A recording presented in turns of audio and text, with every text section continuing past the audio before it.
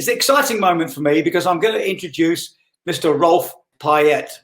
So come on in, Rolph. This is my great friend, Rolph Payet. We've worked together for many years in Seychelles waters and then much latterly on more global ocean issues. And Rolph is now here in Geneva, Switzerland, but we know his heart is in the Seychelles, same as mine. But for Rolph's leadership, and this is no exaggeration, apologies for saying this, Rolph, but for Rolph's leadership in the UN, we would all be living in a giant, out of control global chemistry experiment. Because this man you're looking at here, Rolph, he's in charge of the Basel, Rotterdam and Stockholm conventions. And that is the thing that keeps us all safe from persistent organic pollutants and all of the knock-on effects of it. So I don't say this lightly. It gives me extreme pleasure to introduce Rolph Payet. I haven't seen Rolph for a week because a week ago, this man was the best man at my wedding. So there you go. Rolph, come in. Thank you so much, Paul, and thank you very much for the introduction. And before I just start, I just want to point out to this painting behind me. It's actually an original painting, so don't come and pinch it. But it's made by a very late friend of mine who I miss very well. His name is Alain Enesta, and he's from Seychelles. And he had a passion for painting anything about the oceans. And today I just wanted to devote this presentation to him and, his legacy and his passion for the oceans. And this hangs in my office and reminds me every morning how important it is, especially when you are in Geneva, in the middle of the beautiful mountains and the lakes, to remind us that the oceans are so vital for us, for our life on Earth, but also for our survival and enjoyment on this planet. So I will now move to my presentation, if it's okay with you, Paul. Yes, please. Thank you very much. Can you see the presentation, or is that visible? It's on my second screen. How do I get this? Now, that's a good question, Rolph. Yeah. I can't see it. I can see you and the beautiful painting. I think you need to share the screen. Here you go. Oh, there it is. Perfect. The guys are... Okay, so pollution is one of the key drivers of biodiversity loss. And I realized that very young as growing up and really enjoying biodiversity, but seeing the impacts of pollution, of human activities that we have on biodiversity. So sometimes when we are focused on preserving, studying ecosystems and trying to save nature, we forget that we are the primary driver for biodiversity loss. And we've seen destruction of forests and biodiversity and of course, the impacts of invasive species. We've seen land being cleared for development, for agriculture, all this because of human activities. And I think it's important that we do focus on the importance of the human activity in terms of biodiversity conservation. And here I will focus this morning on chemicals and wastes, and they are everywhere in our lives every day. We use them in the home, we use them in the workplace, we use them in transport, in travel, in leisure and hobbies. They are basically everywhere. And once we are finished with those products, we just throw them away without thinking of the consequences of those products. As you all know, we currently now implementing the Sustainable Development Goals, and the specific development goal for chemicals and waste is responsible consumption and production. This is looking at how we as humans consume the products we buy and purchase in the shops every day, and of course, how we dispose of them. Many of you who are parents tell our kids every day, do not waste, do not throw away, do not get something that you don't really want. And we even as adults do the same thing. We know that food waste is very high in some areas of the world, when some other areas of the world are dying of hunger and poverty. How much attention we give to the amount of waste we accumulate and we just put in the bin and forget about it, and we think that it is going somewhere useful. Actually, it is ending up in the oceans, it is ending up in our rivers and contaminating the soils. I just wanted to bring your attention to the impact of mercury. Mercury is currently managed under an international convention on mercury called the Minamata Convention. It's a very new convention, but mercury is a very deadly metal and a very deadly pollutant, which is coming from emissions, for example, from coal power stations and from other power stations. And of course, it's very much linked to climate change and to link to our health on this planet. And mercury is transported around the globe through emissions, as you can see in this photo. And although it might not be next door to us and maybe 1,000 miles away, but it will eventually come into your airspace and come into your homes and eventually breathe in traces of mercury, which in fact will accumulate in your body. We also have persistent organic pollutants, as mentioned by Paul. These pollutants travel long distances, and in fact, they've been found in polar bears. And I rely on people like Paul, who leads all these wonderful expeditions around the world, to collect those samples and bring it to the laboratory so that we can measure. And recent studies have found that even in the deepest Pacific Ocean trenches, 7,000 to 10,000 meters below sea level, we have detected the presence of those very toxic chemicals. And of course, these POPs have effects on a range of ecosystems, including migratory species like birds, whales, and as mentioned before, polar bears, but also in forests and other animals. There's also accumulated POPs, as you can see here, in seabirds, which affects their reproduction, which affects the migratory patterns. So all this is happening behind the scenes, and like the title of my presentation says, making the invisible visible. We don't see it every day, and much of the information as well, we are still researching and finding out more and more every day. But this is happening behind the scenes, and the main sources of this is us as humans. We are the ones responsible for this, and we have to do something about it. There's also the tons and tons of pesticides and biodiversity and fertilizers that are used to produce our food, and that's why it brings me back to food waste. If we just imagine how much pesticides and fertilizers were used to produce the very food that we find in our supermarkets every day. Now, these are products that we take for granted, but it comes at a heavy cost to the environment. And pesticides, they don't degrade naturally in the environment. Some of them can persist for many, many years, as long as 50 years. And they can traverse long distances and accumulate in animals. So pesticides is a very important biodiversity issue when you think about it. We also have pesticide poisoning. For example, there's research in the Andean condor, in the bald eagle populations in North America, which declined actually because of exposure to a very toxic chemical called DDT. Now, you might think DDT, but that's 50 years ago. What I'm trying to tell you today is DDT is still present on our planet today, and our efforts to try and eliminate it is been very difficult. Yes, most of the factories have closed down. There's actually one factory in the world that is still producing DDT because some countries claim that they need DDT to control malaria. What are we doing about it? What can we do about it? DDT should be eliminated from our planet. And in fact, the parties to the Stockholm Convention set up a deadline for the elimination of DDT, which is 2026. But I doubt whether we will be able to eliminate DDT. And we need the support, we need the engagement of everybody for us to phase out this chemical once and for all from our planet. Very important. This week we celebrated the International Day of Bees.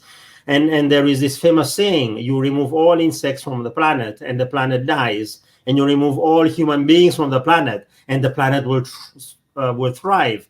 The reason for this is insects, although our kids might not like it, although our wives and colleagues might not like it, play a very, very, very important role in maintaining our planet, in doing fertilization of plants so that we can get fruits and flowers and vegetables, but also in degrading and picking up not bees but other kinds of insects and small organisms in cleaning up our planet. They play a very, very important role, and they are in the front line in terms of impacts on pesticides, on chemicals. In fact, the bees are very, very sensitive to pesticides and chemicals. And you can see that overuse of pesticides will in fact have a big impact on populations of bees. Currently, there are 16.5% of vertebrate pollinators and are threatened with global extinction. Yes, we might think of bees, but we also birds play a very important role. Small birds, large birds, they all, and even like if you go to Seychelles, you find that even some of the lizards play a very important role in pollination and keeping our planet beautiful, but also productive in terms of food. Sadly, this is the situation today.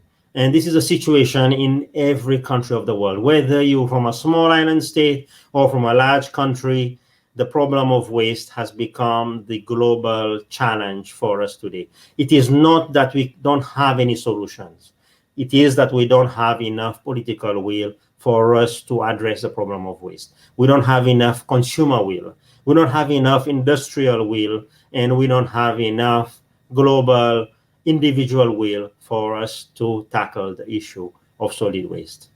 Now, we have the solutions, we have the technology, we have the resources, but we just need the commitment, the will of everybody for us to deal with this. And as you can see, 2.1 billion tons of waste per year is not managed in an environmentally sound manner. What I mean by this is that means those wastes are thrown in the environment. They are put in rivers, they are put in channels, they are put on land, they are put in forests, they are stuck in the mangrove swamps, and of course they are stuck on corals, they are in the deep ocean, and of course, as you probably heard of the large marine plastic patch in the Pacific Ocean. It's not only in the Pacific Ocean, but we have plastics, tons and million tons of them roaming the oceans, whether it's the Indian Ocean, the Atlantic Ocean, the Pacific Ocean, and even in the Arctic. So the situation is not looking good, guys. We need all of us individually to make an effort to really contribute towards management of waste on our planet.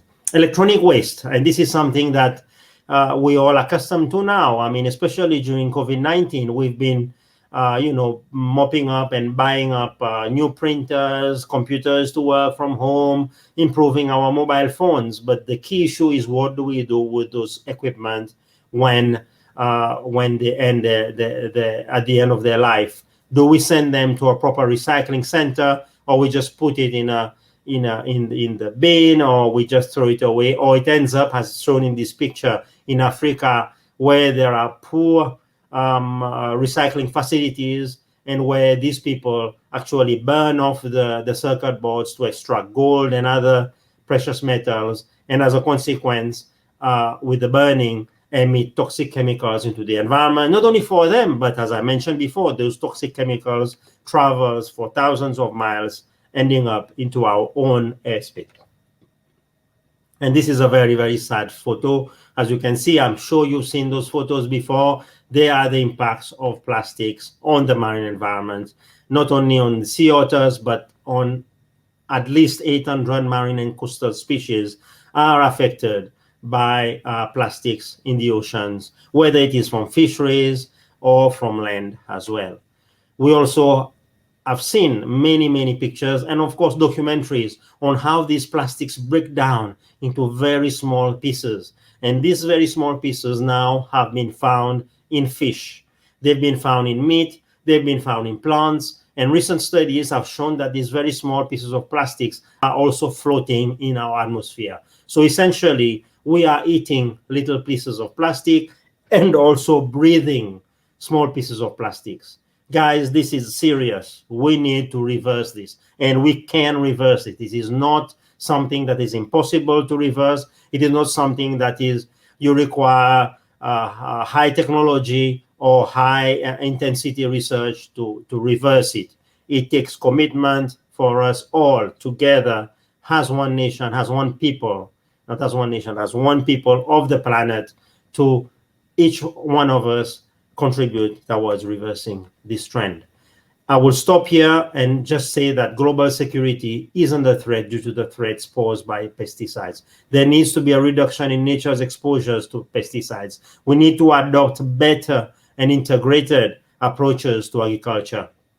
we need to promote the environmentally sound management of chemicals and wastes.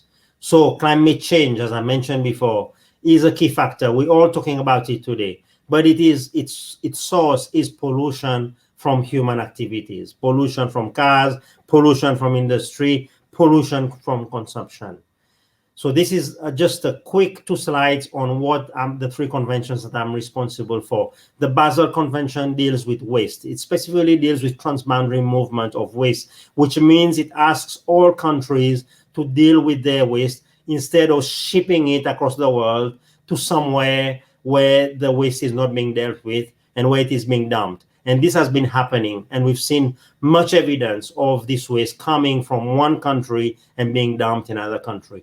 The Rotterdam Convention deals with the issue of pesticides. It calls on countries to record, monitor, manage, and oversee the management of pesticides and their use in agriculture. Training of pesticide operators. Yes, we're probably going to need pesticides because of the impact of pests in our food production. But we see that there is abuse, there is overuse, there is a lot of other issues related to the use of pesticides. And finally, the Stockholm Convention, which I mentioned before, deals with persistent organic pollutants. And these are some of the worst chemicals that has been invented and currently has an impact on our health and also on the environment. And we need to get rid of those chemicals. So with those few words, I thank you. And I have the pleasure also to launch our new report that is fresh from the printers. In fact, it's 1 or few days old, and you can go and see it on our website here. It's looking at the interlinkages between chemicals and waste, multi-environmental agreements, and biodiversity. And in fact, it just opens up everything that I've said today and puts it in a very concrete way that policymakers can use it in decision making. So with those few words, Paul, over to you. Thank you so much.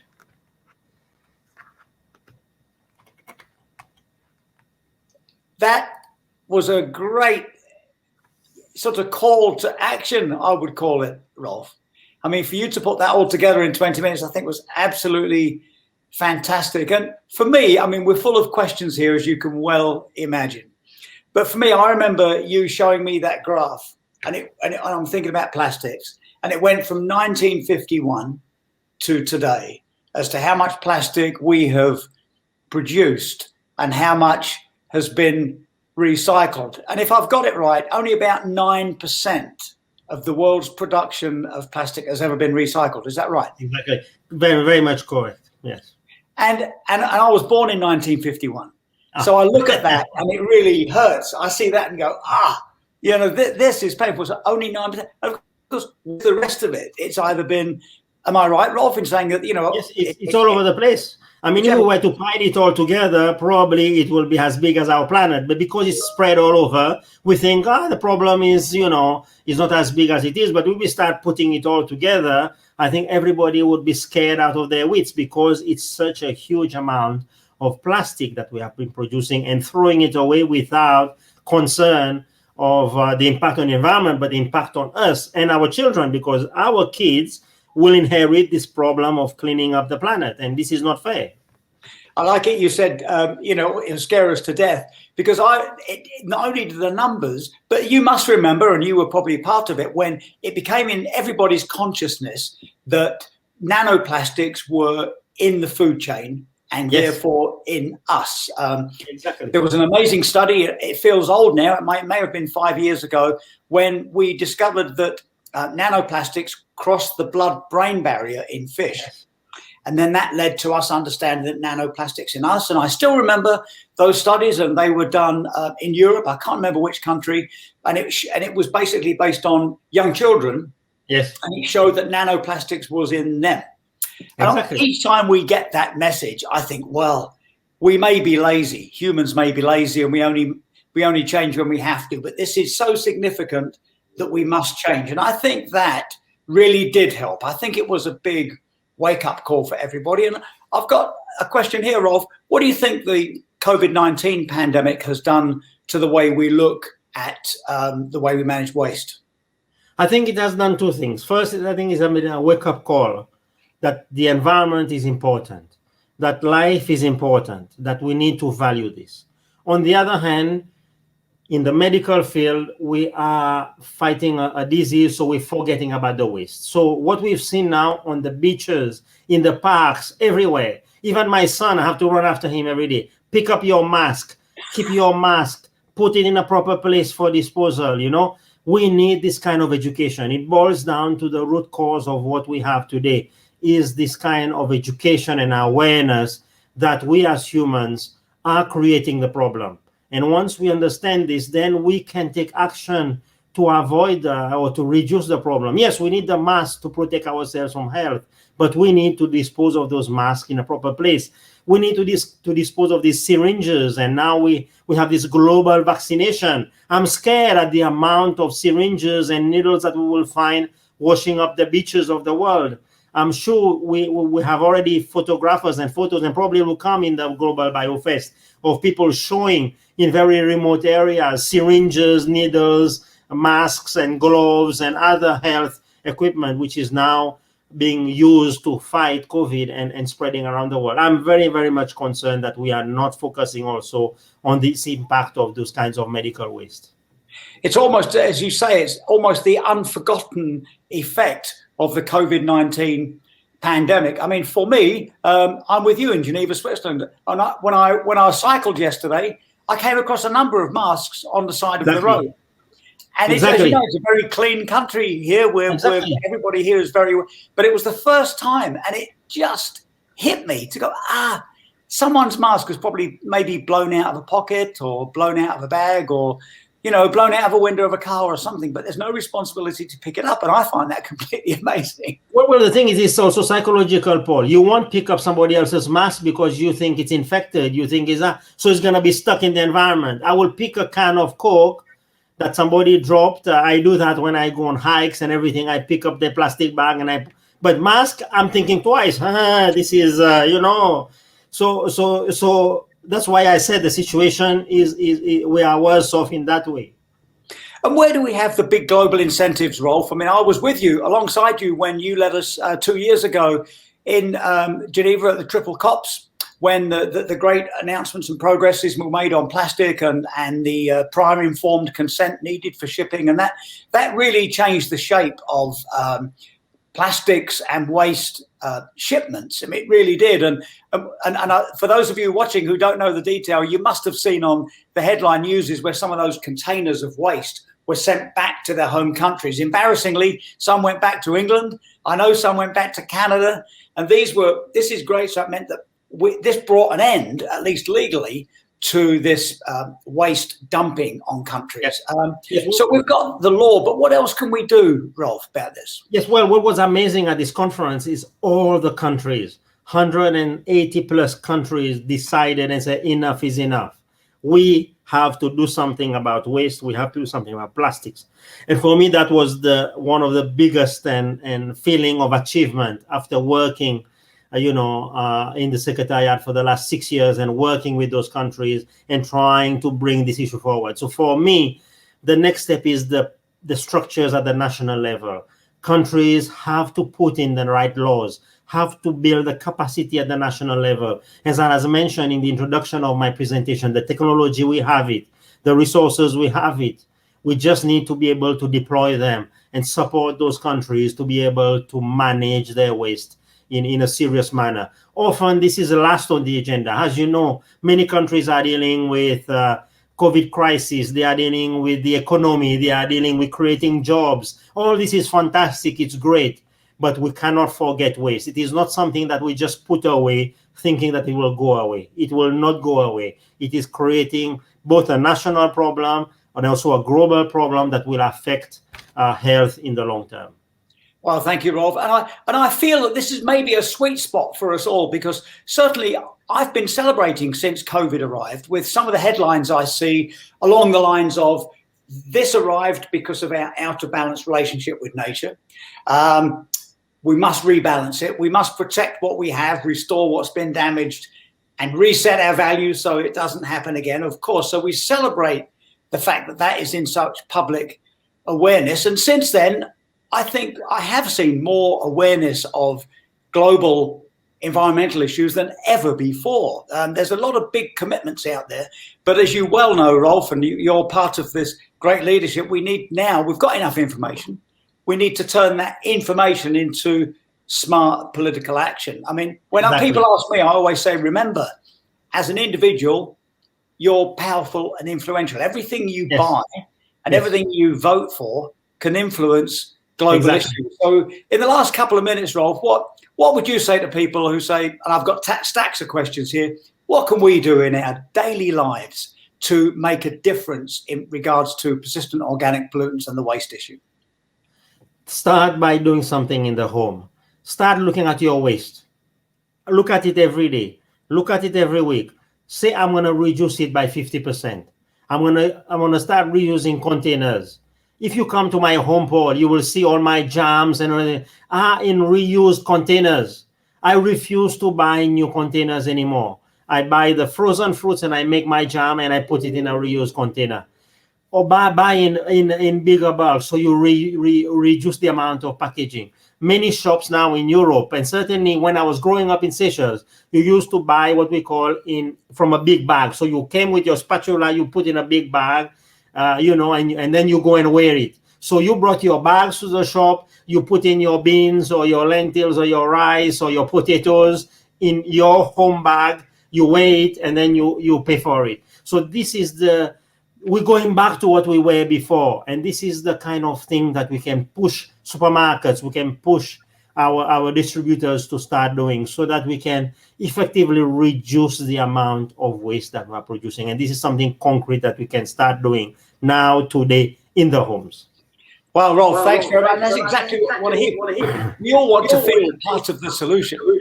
And for those of you who just heard Rolph say about the great success that was made in Geneva a couple of years ago, just a moment to let me put that in perspective. I was there working there for 2 weeks to report on the progress of the BRS conventions. And every single detail from these 187 countries, every single word has to be agreed by everybody.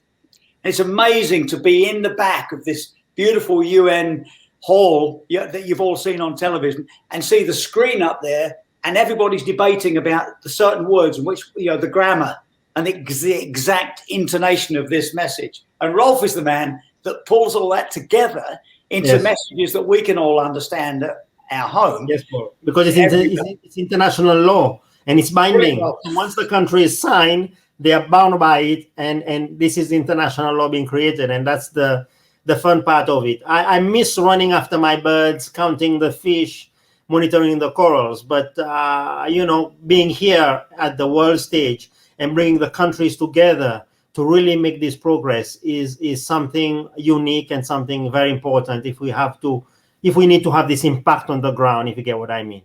It's great. I certainly do, Rolph. So we all appreciate you here at the global leader level, of course, and leading us. But the passion and the energy comes by the fact that you feel it on the ground. You feel the forests and the rivers and the oceans, and that's the passion that we all benefit from. Love it, Rolph. Thank you so much. We'll be together, I don't know, in Seychelles Wild Waters or Upper Swiss Mountain fairly soon. Very soon. Have a great Global BioFest, and great to be part of it. Thank you very much, sir. We'll see you later.